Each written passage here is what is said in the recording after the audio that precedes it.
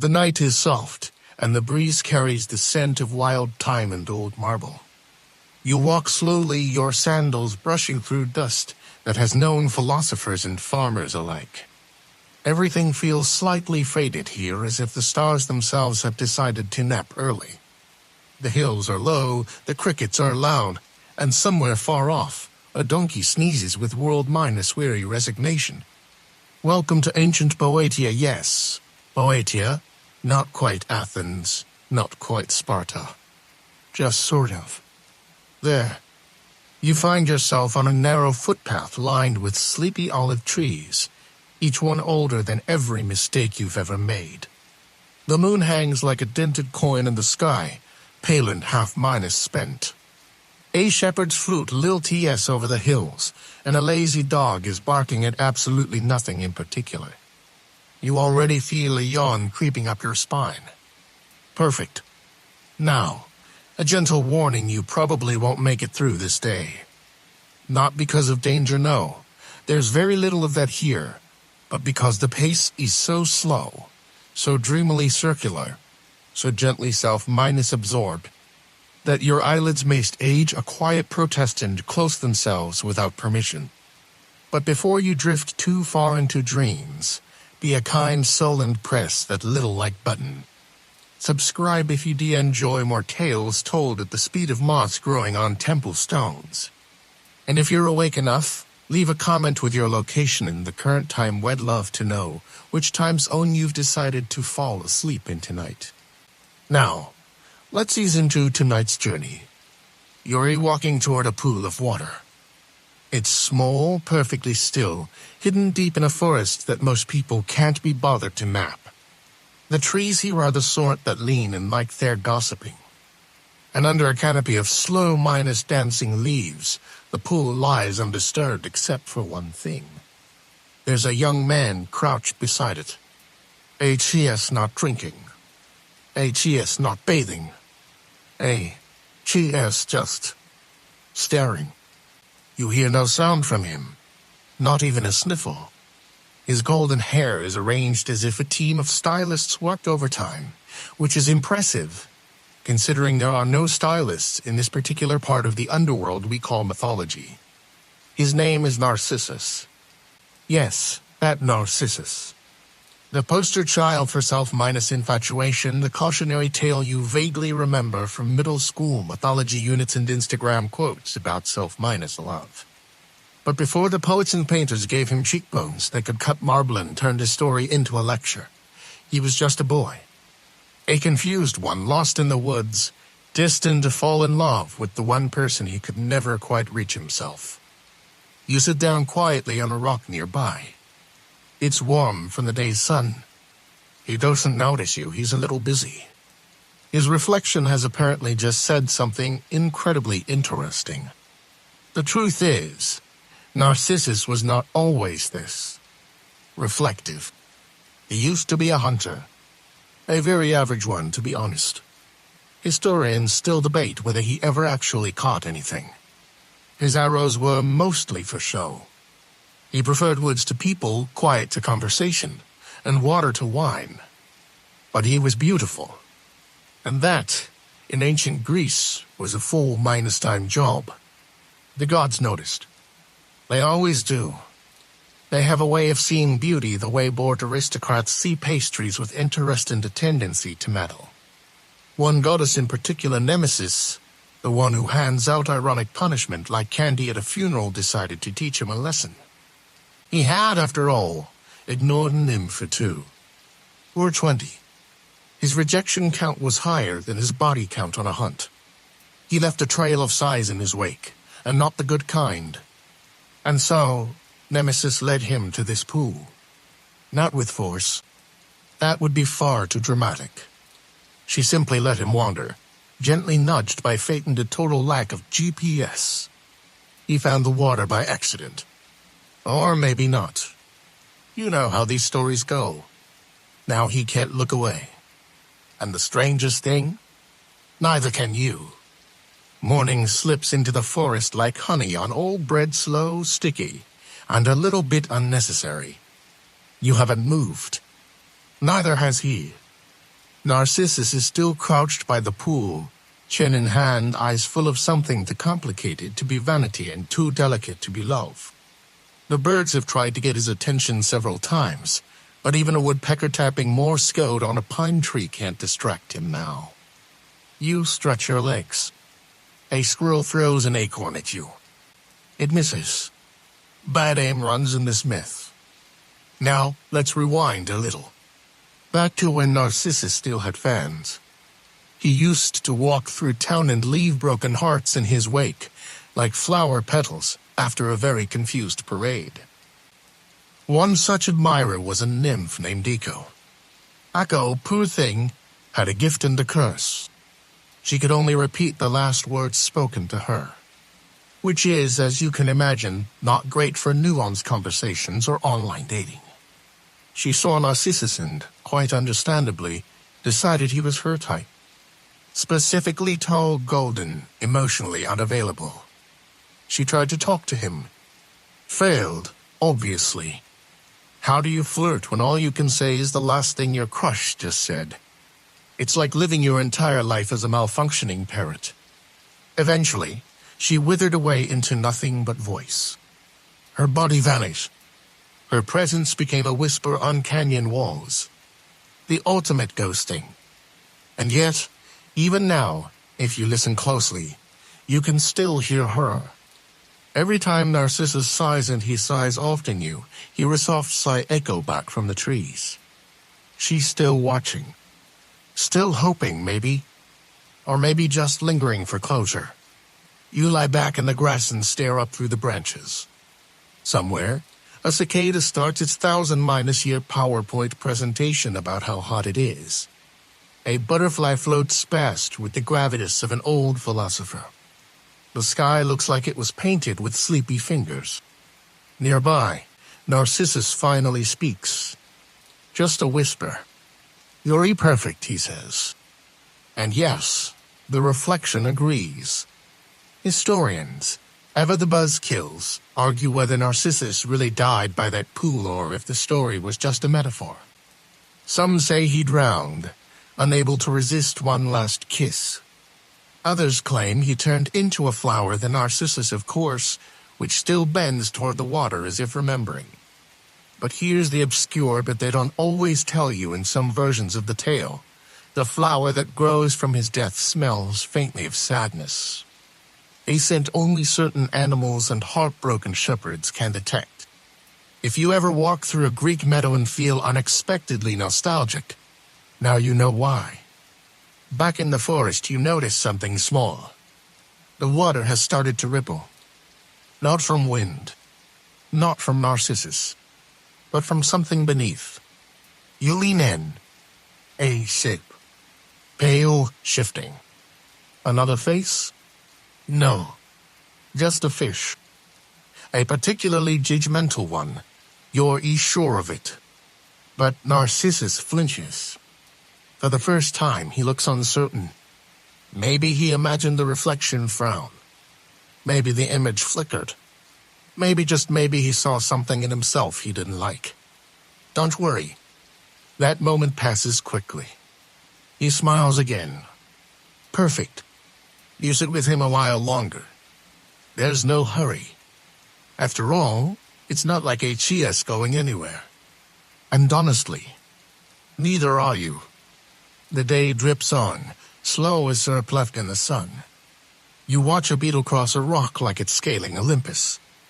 Time has turned the forest into a still-life painting. The leaves on trestle they sigh. Somewhere a goat sneezes again.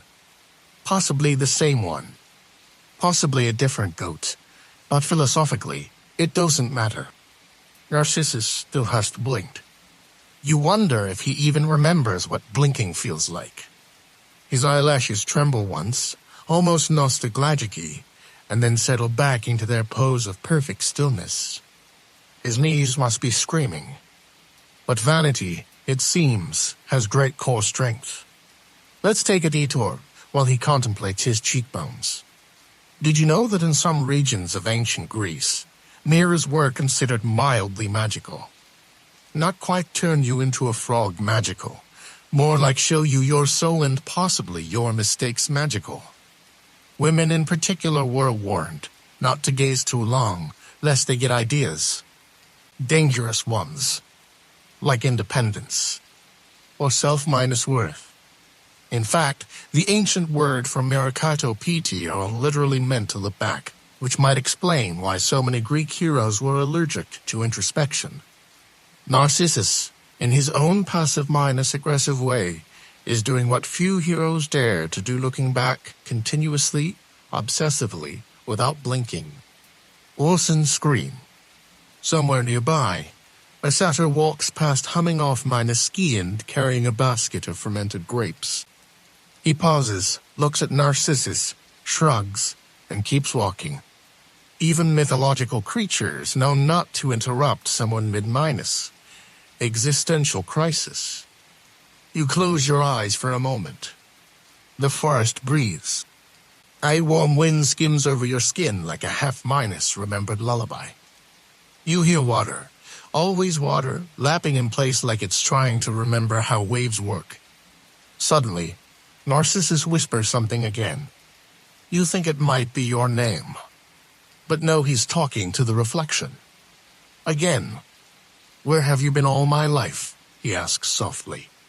The reflection, to its credit, does not roll its eyes. It's worth mentioning that the ancient Greeks didn't have a word for narcissism.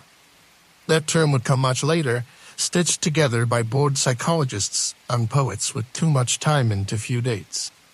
But they did understand obsession, and longing, and the peculiar pain of wanting something untouchable like the moon or perfection, or your own reflection when it's finally looking back with love. Scholars are still puzzled, by the way. Some claim the story was a warning against arrogance. Others say it was just a poetic way of explaining why a certain flower grows near water. A few argue that it was secretly about the dangers of not dating enough nymphs. The sources, as always, are contradictory and extremely dramatic. Meanwhile, Echo lingers. She repeats his whispers like a ghost with a very limited vocabulary. You think you see a shimmer in the trees. Maybe a voice. Maybe a breeze. Maybe you're imagining it all. That's the charm of mythology. It never insists on being factual. The forest yawns.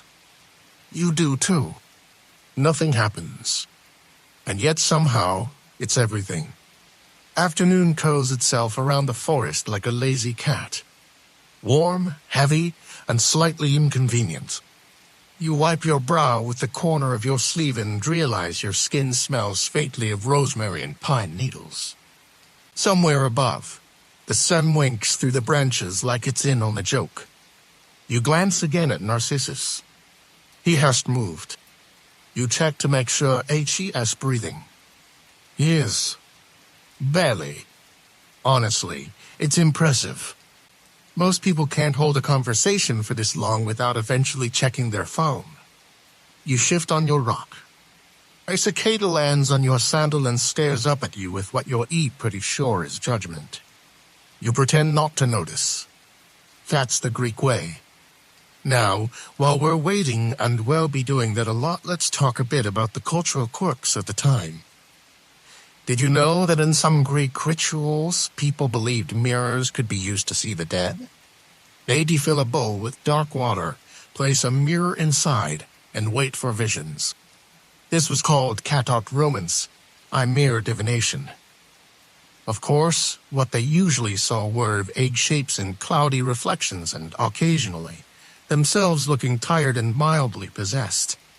In that sense, Narcissus might be stumbled into his own impromptu seance. Except the ghost he's conjured is himself. A future self. A lost self. A self that refuses to age or speak or disappoint. Which honestly sounds tempting. You wonder what he sees, really. We know what the myth says. But from this distance, the pool is just water. Rippling faintly. Reflecting sky and trees and that one particularly bold squirrel who keeps inching closer. Is Narcissus even seeing beauty? or just a fantasy of connection.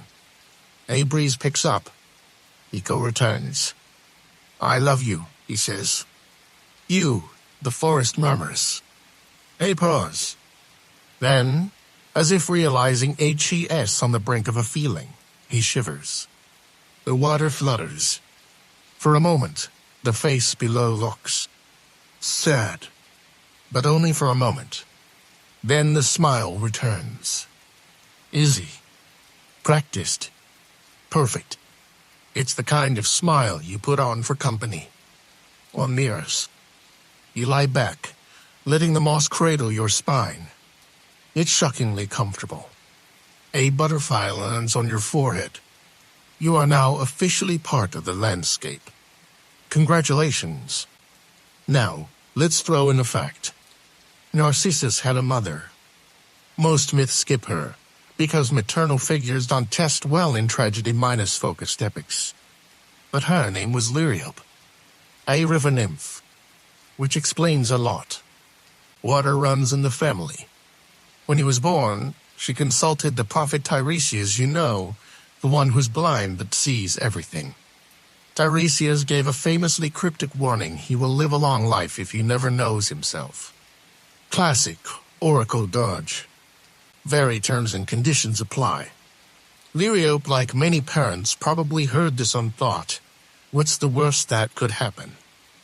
And then promptly forgot about it because diapers and divine paperwork take up a lot of mental space.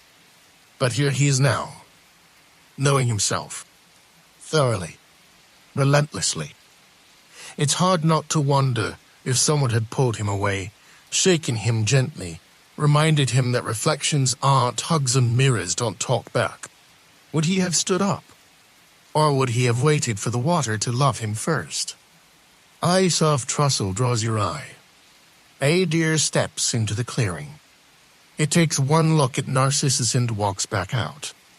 Even the wildlife knows better than to interrupt a man having a relationship with his own jawline. You sigh. The trees echo it back. Maybe they think you're Iako now. Maybe you are. The sun begins to dip. The light turns golden and thick, like old honey. Shadows stretch. Time folds in on itself like a well-minus-worn blanket. And still he gazes. And still you stay. Evening peels across the sky like a slow Buster Kaboker. Gold, then wine minus dark blue. You sit on your rock, now a bit damp from dew, and watch as the light folds itself gently into the forest. Narcissus doesn't notice. HES still there, in his private love story, starring himself and himself. You're starting to suspect that if you left and came back in a year, HED be in the same pause. Just older. Though in Greek myths, beauty is kind of like olive oil that doesn't expire. It just becomes sacred. The pool glows faintly now, reflecting starlight. Narcissus' face is bathed in a shimmer. HES a portrait in motionless devotion, and you're honestly kind of impressed by the commitment. This boy would have crushed it on social media, just endless mirror selfies and vague, poetic captions. As the crickets begin their nightly orchestra, some out of tune, but passionate. You remember something odd you heard in a lecture once. Some versions of the myth claim Narcissus had a twin sister. A twin he lost. A twin who looked exactly like him. And in that grief, some say he sought a reflection that reminded him of her. It's one of those old turnip-take scholars bring up after their third cup of coffee. Of course, no one agrees if she even existed. Historians still debate whether the sister was real or simply a poetic excuse for deeper emotional backstory. One textbook noted in what was clearly passive-aggressive academic handwriting. But let's say she was real. That adds a different layer, doesn't it? What if this isn't just vanity? What if it's morning dressed in glitter? What if the person he sees in the pool is a memory once so powerful that he can't walk away? You look at him again. His lips part slightly. He leans closer. Still no kiss. The water waits. Meanwhile, nearby, a beetle climbs a mushroom, only to tumble off it again. That's the real tragedy, honestly. No one's writing poems about that guy. You feel your shoulders sink lower into your moss-minus padded perch. Your spine has started humming in a soft, contend take the kind that means you're definitely not getting up soon. Somewhere behind you, a small owl sneezes. It sounds judgmental. Let's talk about another strange cultural tidbit in some lesser-known cults of the Greek countryside. Reflections weren't just vanity objects, they were seen as spirit traps. Some villagers covered mirrors during storms, in case lightning struck and the soul inside escaped. Others believed lakes could remember whoever last looked into them. If that's true, then this pool knows Narcissus better than anyone ever could. And it's probably exhausted. The stars blink overhead, bored but watching. The moon is a polished coin again, this time half lost behind a curtain of cloud. And somewhere in the darkness, Echo repeats, softer than ever love you. You? You. Maybe Shess fading. Maybe Shess just giving him space. Either way, neither of them speaks anything new. And neither do you. Night is official now. It has declared itself and unpacked its silence. Crickets lower their tempo, the wind sounds like it's wearing slippers, and you start to forget what urgency feels like. Even your thoughts stretch out, yawn, and settle down for a nap inside your skull. Narcissus leans forward again, this time a little more intently. And then nothing. Again. You exhale through your nose. So does he. It's almost beautiful, this devotion to an action. Let's wander mentally, since physically we're not going anywhere. Did you know the ancient Greeks had no word for boredom in the modern sense? They had eideia, a sort of soul minus laziness, often reserved for monks and melancholics. But what you're experiencing now, this deep, indulgent slowness, they might be called it Atarasha a-perfect, blissful stillness of the mind. You are now experiencing Atarasha by osmosis, courtesy of a myth where nothing moves for hours. You're welcome. You look again at Narcissus. His eyes are heavy-lidded now, almost sleepy. You wonder if HES bored of himself yet.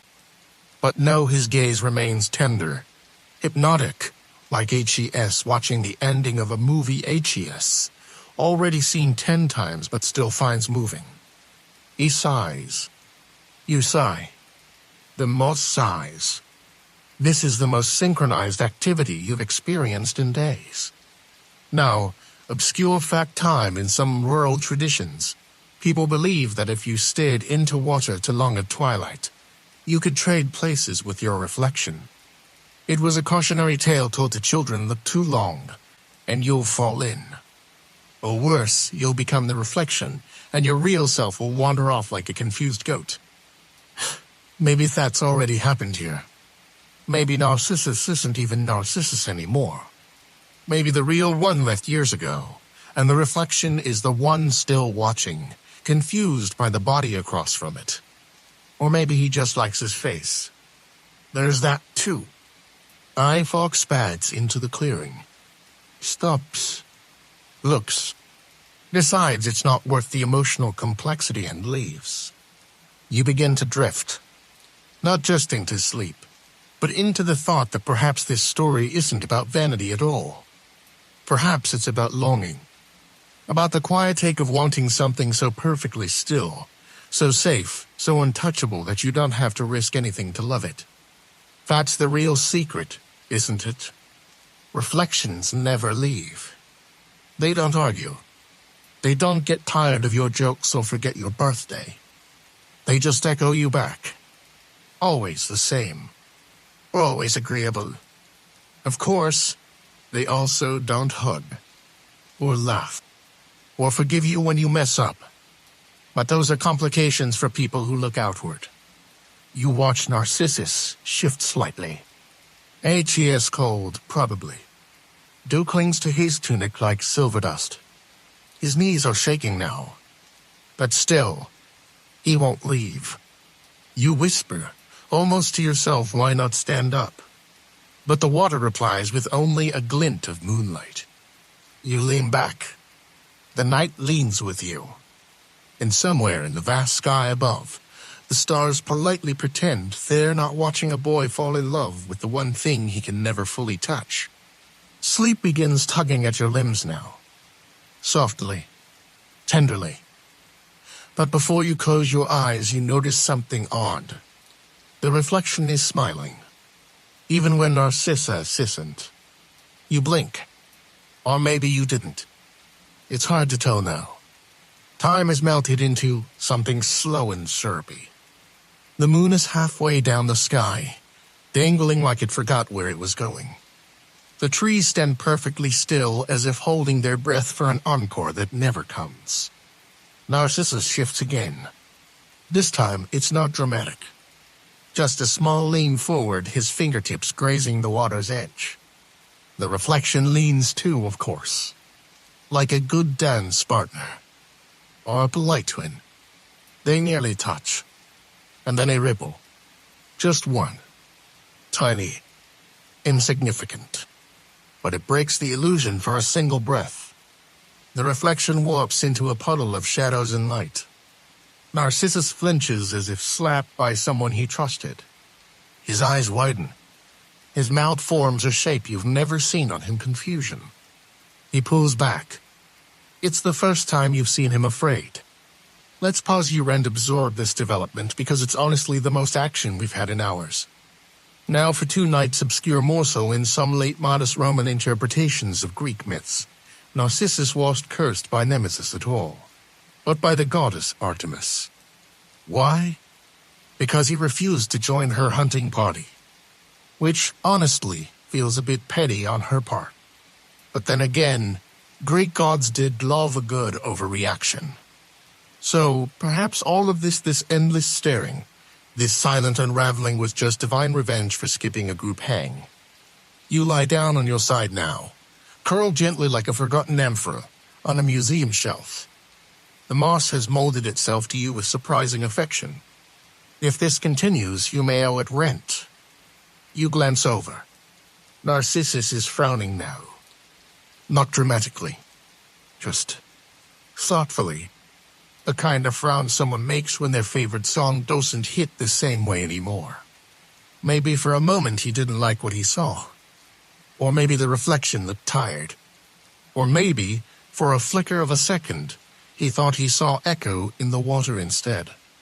It wouldn't be the first time a ghost slipped into a mirror. The Greeks, after all, had a habit of personifying longing. Echo wasn't just a character. Chess, an idea. A reminder that love, when unanswered, becomes residue. You can't clean it up. It just echoes. A breeze stirs the trees. You hear a rustle behind you. Possibly a boar. Possibly your imagination. Either way, you're not moving to find out. Back at the pool, the surface has stilled again. Narcissus leans closer but hesitates. He wipes his hands on his tunic. Nervous. A little twitch in his jaw betrays something very unminus mythic doubt. Now that's new. You want to say something, but there's nothing to say that won't bounce back at you. So you just watch. As always, the air grows cooler, crisp like the bite of a green fig. You pull your cloak tighter, not that it helps much. Night in the forest has its own moods. Right now, it's feeling theatrical and a little vengeful. Somewhere, a night guard calls out in a voice that sounds like a door hinge with feelings. You sit up slowly. Moss clings to your back like an affectionate but overzealous friend.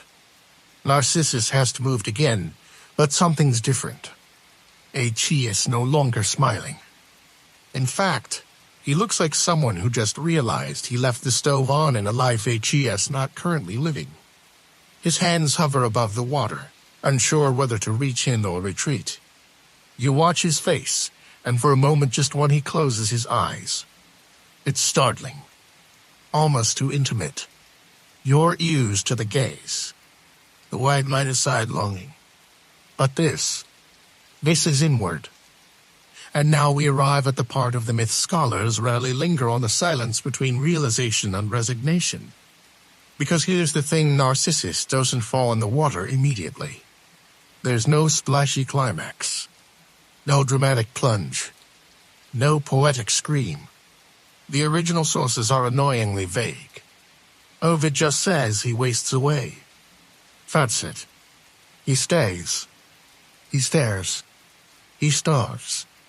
Talk about minimalist storytelling. So what does that look like? Well, it looks like this. A boy by a pool. Hands twitching. Stomach hollow. Heart full of something he doesn't quite understand. It looks like you watching him, wondering if HE's going to blink again. It looks like Echo, still whispering half-minus phrases from the shadows, like someone trying to finish a sentence they've forgotten how to start. It looks like a flower, beginning to bloom just behind him. Yes, there it is. The narcissus. A tiny white bud at the base of a rock, growing slowly, stubbornly.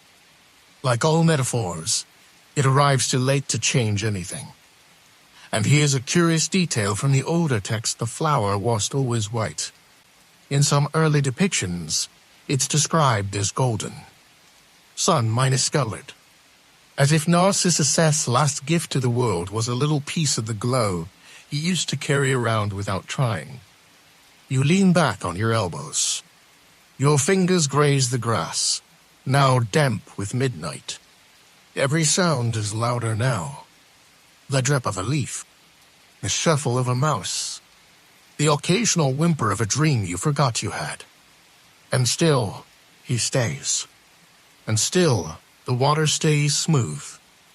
A lesser story would give you closure here. Would have him full. Would have the flower rise from a clear moment of death. But this myth drags it out. Because not all tragedy happens at once. Some unfolds like dusk, slow, creeping, and strangely beautiful. You feel your breath matches. Shallow. Even. And when he finally opens his eyes again, use where they look just a little more human. Just a little less enchanted. But only just. You'll stop checking the time. There's no point. The forest has swallowed the hours like wind out a philosopher's throat, slow, thoughtful, and with just a bit too much self-minus importance. The sky has turned a soft, washed-minus out gray now. Not quite dawn. Just the in-minus between hour, when dreams try to negotiate their final scenes and birds start warming up like nervous flutists before a village play. Narcissus has moved. But HE has changed. Not in the dramatic, myth-minus breaking sense. He has grown wings or turned into a tragic statue. But something in his shoulders has softened. HE's no longer leaning forward in devotion. Now he sits back, arms around his knees, like someone waiting for news that probably won't come. You stretch out again, bones creaking like old temple steps. The moss welcomes you back, as if surprised you ever left. And as you settle in again, here's your obscure cultural tidbit for the morning. In some ancient Greek grave rituals, mourners would leave small hand mirrors at the tombs of the young. These weren't tools of vanity, they were symbols. Reflections of lives cut short. Glimpses into souls that never got to look back long enough to understand themselves. And you realize maybe that's why this myth mattered so much to the Greeks. Not because it was a tale of pride punished, but because it captured the fear that to see yourself too clearly is to lose yourself completely. A twig snaps in the distance. Probably a deer. Or a demigod. Hard to tell out here. You watch Narcissus rest his chin on his knee. HES blinking more now. Still watching the pool, yes, but with less urgency. As if the reflection has stopped saying anything interesting. He mutters something you don't catch. Possibly hello, possibly why. And then, miracle of miracles, he turns his head. Just for a second. He looks away from the pool.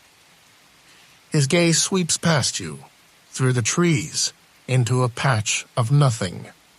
And in that tiny moment, he looks more alive than he ever has. But it doesn't last. Like all half-minus decisions, he folds back into himself. Turns again toward the water. But now, you sense it's different. Before, he loved the reflection.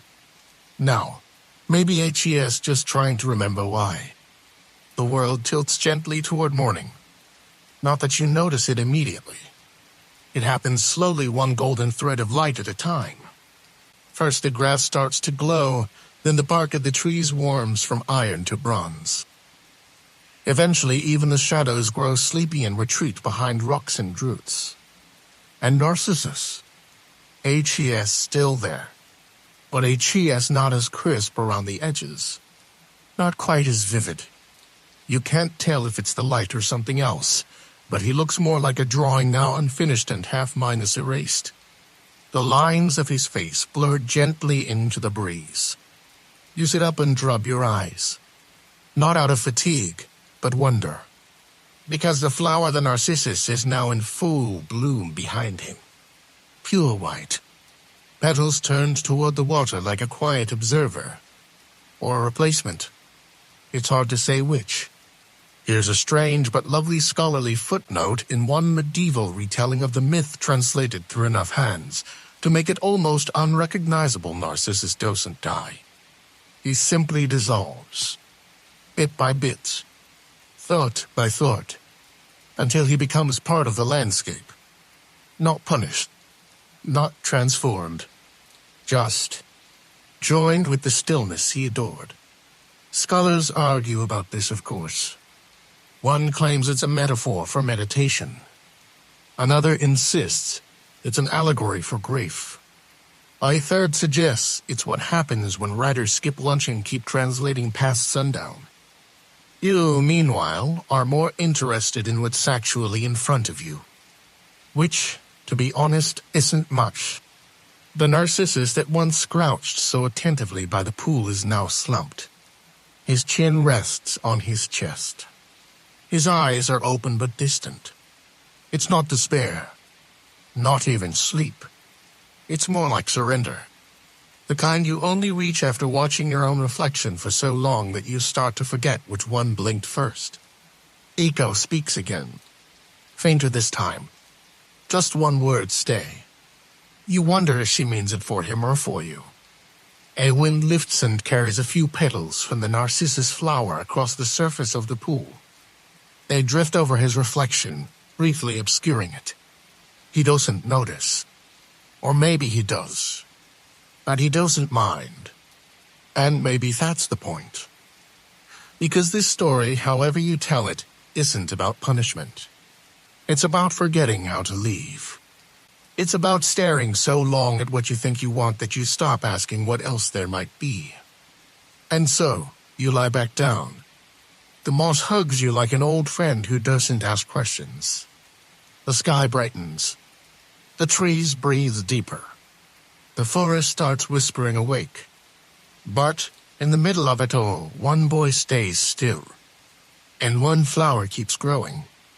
The morning stretches across the sky like a tired cat, slow, golden, and utterly unconcerned with your schedule. Light the apples of forest floor in patches, as if the gods themselves were painting lazily with a sun-minus dipped brush. Birds have returned. Not in flocks, not in fanfare, just in little pairs, hopping, pecking, coexisting. One lands near Narcissus, considers perching on his shoulder, then decides against it. Even wildlife can sense complicated emotional energy. Use it up. Yawn. Rub your face with hands that feel like someone else's. You've been here long enough that your body has started to agree with the landscape still. Quiet, vaguely immortal. Narcissus has moved. Again. But the water has. Only slightly ripples from a small frog now settled on a lily pad, staring up at him with what could be mistaken for pity. Or possibly indigestion. Amphibians are famously hard to read. And here's an odd little fact to rattle around in your sleepy mind. In certain rural Greek villages, people once believed that mirrors should be turned to face the wall during illness. They feared that sickness could reflect itself, double in strength, and trap the soul in an endless loop of suffering. Now, look at Narcissus. Ill with longing. Yes. Trapped by reflection. Definitely. Suffering. Possibly not in the way you expect. Because what's strange, what's quietly radical about this story, is that Narcissus never panics. He never begs the gods. Never curses the pool. Never screams into the trees like other, louder mythological men do when faced with their own undoing. He just remains, as if the greatest tragedy is not a sudden fall, but the slow erosion of movement. A squirrel scurries past, pauses, and stares at him for a full 7 seconds before darting away. You don't blame it. Even the trees seem unsure of what to do now. Their branches droop slightly, uncertain whether they should applaud or weep. And then, because myths are never content to just fade, something new happens. A breeze. Not a whisper, but a full gust cutting through the trees like it remembers how to dance. Leaves scatter. The pool ripples. And for a moment, only a moment, the reflection disappears. You hold your breath. So does Narcissus. And in that moment of blank water, of nothing looking back at him, he finally seems alive. But the wind dies down, and the face returns. And just like that, he exhales. Not in relief. Not in fear. Just because that's what breathing does. Now it's noon, or close to it. The sun has climbed high enough to make everything look slightly more ordinary. The trees are trees again. The moss is just moss. And the boy by the pool? Well, he is still there. But less so. You blink a few times. Not out of fatigue, but disbelief. His edges are softening. His skin no longer shines in the dappled light. It absorbs it like stone. Like bark. You shift in your spot. The moss doesn't protest. It understands that even comfort must adapt. Let's pause here for a curious truth. The myth of Narcissus was not originally Greek. At least, not exclusively.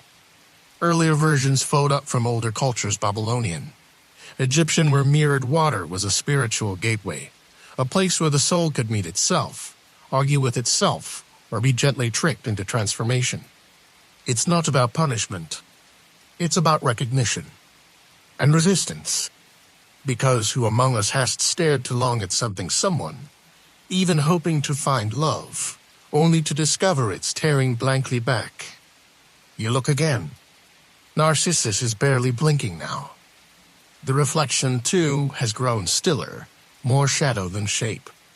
They've become equals at last. Neither one more alive than the other. Echo, too, has gone quiet. Its possible shifts finally let go.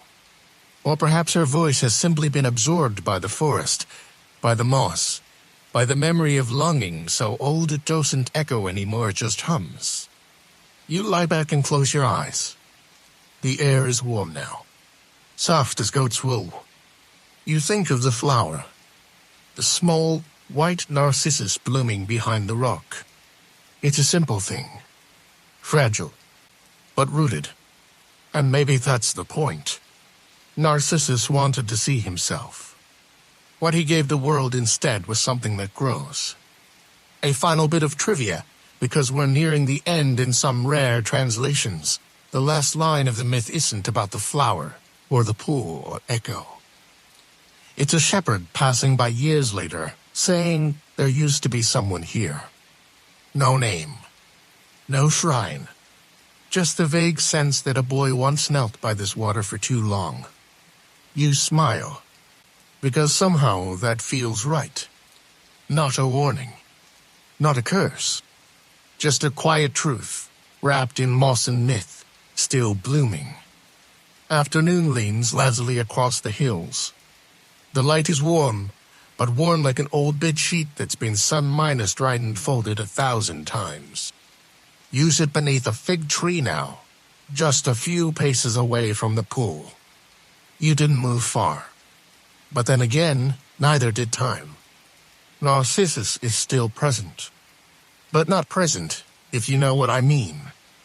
HES becomes something between a statue and a habit. His shape is familiar now, like the crack in your ceiling you've memorized during long nights. You're not watching him anymore. You're remembering him in real time. The flower has bloomed further. 2 blossoms now. One curling delicately toward the pool, the other slightly off to the side, as if reconsidering its commitment.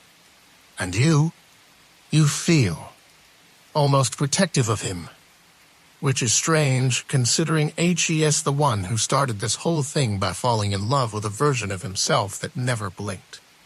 But you see it now, the ache underneath, because it's not about vanity.